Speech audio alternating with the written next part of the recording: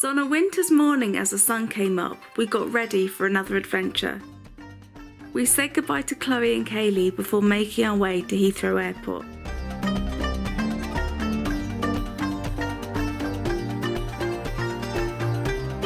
We were actually on time for once, so after stamping our visas we headed over to Wetherspoons for some breakfast and the last fry up we're going to have for a long time. We were heading to Delhi in India, and as we got closer to our departure we got more nervous and excited.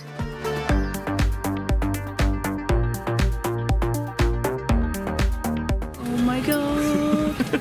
We're off to India. I haven't been to India since 2017, so it'll be really, really cool to go back.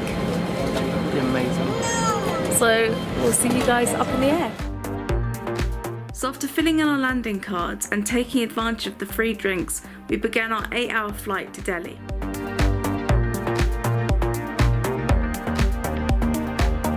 So food time. I had cauliflower tandoori with rice and paneer spinach, as well as a nice crumble for dessert.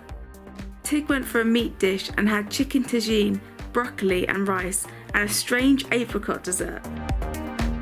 So after all that food, we sat back, relaxed, and enjoyed the rest of the flight.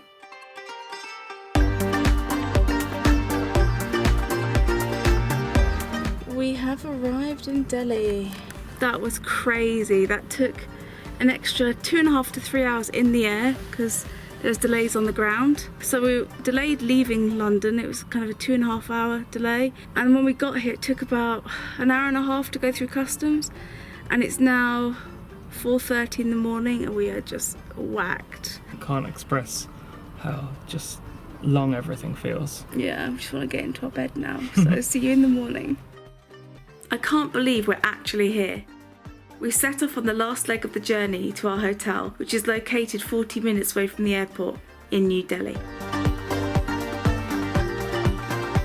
We were so tired once we checked into our room, we couldn't wait to go to sleep. So did we finally get some sleep? Well, sadly no.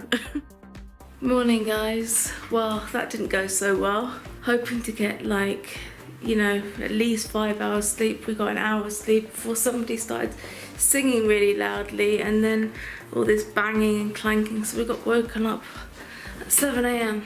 So we're just giving up at this point. I'm gonna go out and explore. I'll try and wake myself up a little bit and then I'm hoping this afternoon we can have a power nap, but to be honest with you, this place is really not left a good impression with me, so I'm thinking of leaving. But last night they gave us a room even though our room was ready, and they said we can go into our ready room tomorrow, and I was like, well, why can't we just have it now? And when we arrived at the other room there was not the facilities in there, so we eventually got the room that he said was just here anyway. And it's like, why at 5 in the morning would you just be monkeying around with that sort of nonsense? So anyway, just tired, so we'll just try and wake up and enjoy the day. When we first hit the streets of Delhi, we felt a little out of our comfort zone, but within 30 minutes we felt like we'd never left.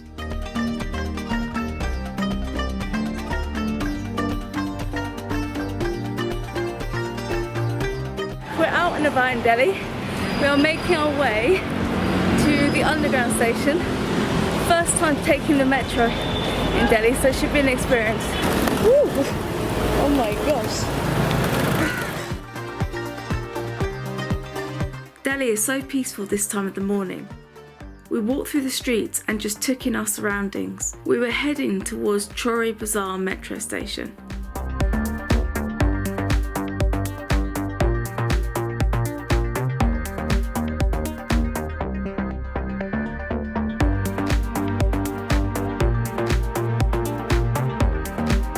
So I can't really film much in the station, so this is the underground, the metro. Delhi has a great metro system, so we hopped on the yellow line and made our way to Qutub Minar. For a 35-minute train journey, it costs about 40 rupees or £4.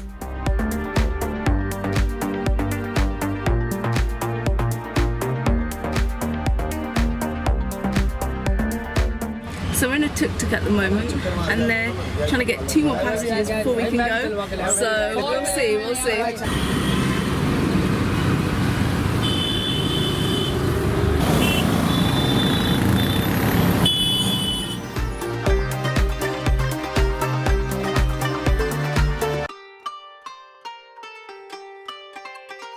After a brief tuk-tuk ride, we arrived at Qutb Minar, which is located in the southern part of the city.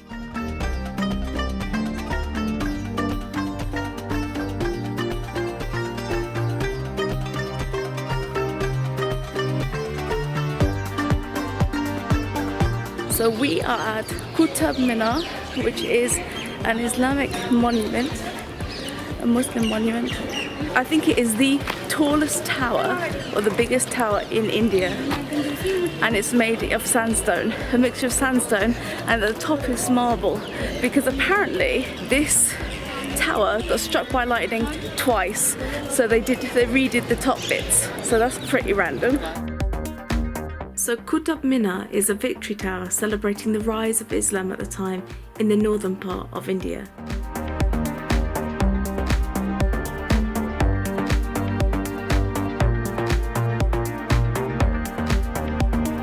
As we explored the ruins and walked through these columns, we had no idea the dark history that was behind them.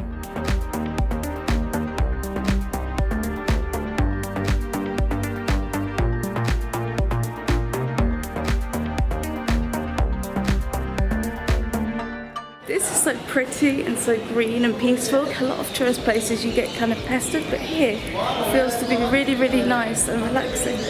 So I like it. What you doing? What you doing, little guy?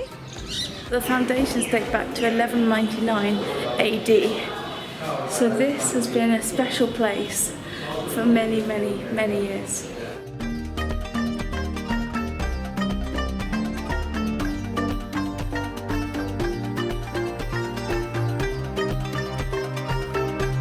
Magical here. Everything's so ornate and it's so pretty. I love it.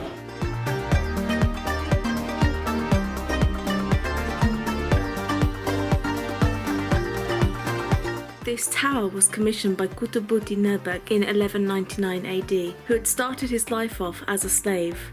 But when his master Muhammad Ghuri died, Qutbuddin Airbak crowned himself king as there was no living heir. We met a lovely lady called Sujata who told us some more of the history. So Qutbuddin Airbak, he crowned himself as a king. And when he became a king, he became a very strict Islamic ruler. He destroyed 27 Hindu and Jain temples. Wow. And he collected the pillars from all those temples and he used those pillars for building this mosque. So inside the mosque you find so many pillars which are all from Hindu and Jain temple. And then to show Islamic power, he started building this minaret. Wow. So the height of this minaret is 72.5 meters. I can't quite comprehend the amount of temples that were destroyed, but the pillars that remain act as a living memory to those temples that were lost. It's amazing to think that Qutbuddin Airbak came from such humble beginnings and went on to be such a powerful ruler. Our next stop was Haskar's Deer Park.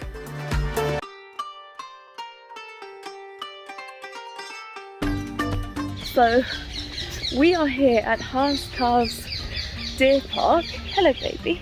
Basically Haskar's is like the kind of artsy student-y zone of Delhi, and this deer park is supposed to be quite pretty. I just thought I'd check it out because I was curious. You can't have your camera here, but he said the phone's okay, so that's why I've switched cameras up. So we began exploring the 60 acres of deer park, and it wasn't long before we spotted some deer.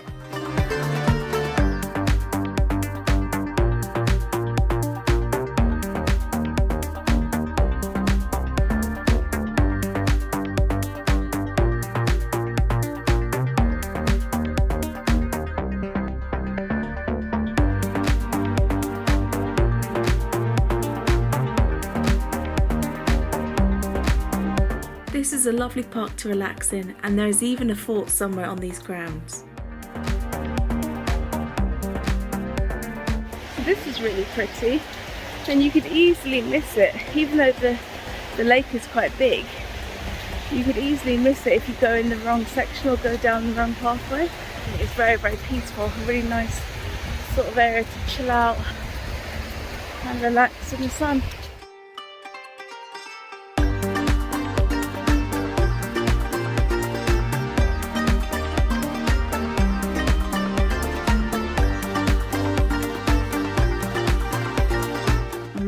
in the park, we bumped into a guy cycling with a bag full of fresh coconuts, and we figured we'd give them a try. I'm glad we had the fresh ones that arrived on the bike, because the ones on the cart looked like they'd seen better days. You can't beat some fresh coconuts by the roadside. So we decided to cool off with a coconut. That tastes amazing. It's so refreshing. And it's not as strong as I'd expect it to be. Oh, it's delicious. I love that. It's perfect. It's so nice and refreshing. It's a really good coconut and it's hefty too. So we're heading to Leo's Artisan Pizza, which is this pizza shop with a bit of a difference. This is a unique and quirky find, not just because it serves delicious freshly cooked pizza, but the wonderful tribute to the owner's dog Leo, who passed away.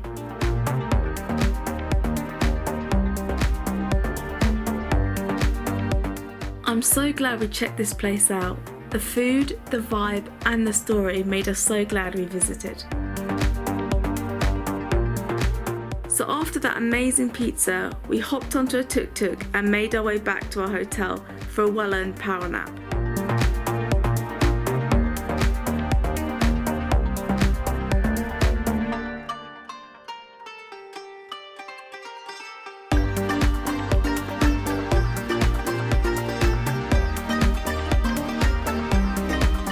To meet Peter now. He's staying at a much more posh hotel, so we're going to go there and meet him at the bar. Haven't seen him in weeks because he's been here doing some voluntary work, so I'm going to catch up with him, which will be really nice. I've had fraud on my bank card, so I've got to try and sort that out, and obviously I can't port back home because it's too expensive. Someone's tried to take £500 out of my account and oh, it's just so stressful. That's practically like my budget gone.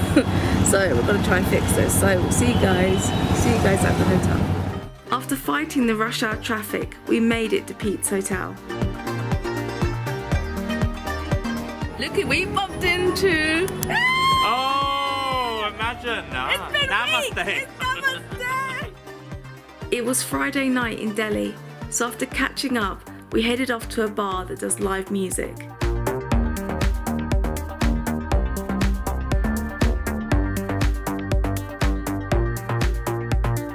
So even though the traffic is quite bad in Delhi, it seems to be much better than it was when we last visited. Anyway, time for some music. So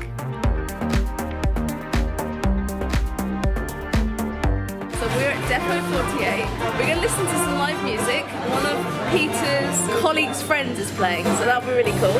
And it was 500 rupees each to get in as a tourist. It's like £5. You get a little band.